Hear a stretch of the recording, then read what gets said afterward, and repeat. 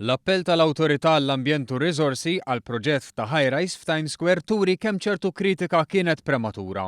Għal dan il-Ministru għall-Ambjent José Herrera li f'kummenti ma' One News innota kif fi ftit xhur l-era l-Awtorità għall-Ambjentu r-Riżorsi qed tasserixxi ruħha bħala awtorità regolatorja ewlenija biex tipproteġi l-ambjent f'Malta.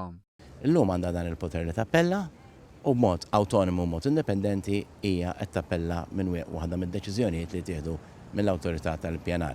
Tfisser li l-era verament għandha snin u tista' verament tmexxi l-qudiem l-aspett ambjentali.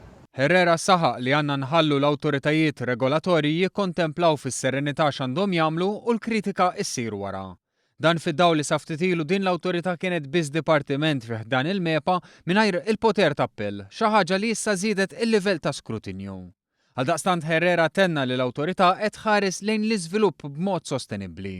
Ma tfissirx laqas bid-deċiżjoni tagħha qalet li hija kontra l-high-rise anzi l-oppost għamlet statement u qalet li l-high-rise jistgħu jkunu anzi konduċenti favur l-ambjent mhux kontra, jiddependi kif joħroġ il-permess u l-kundizzjonijiet li jingħataw u fejn jtisfel il-high-rise. Fl-aħħar nett Herrera fakkar kif dan il-gvern kien kawt ħafna u l-limita żoni għal high-rise għal 5 biss, filwaqt li qabel dawn setgħu jinbnew kullimkien.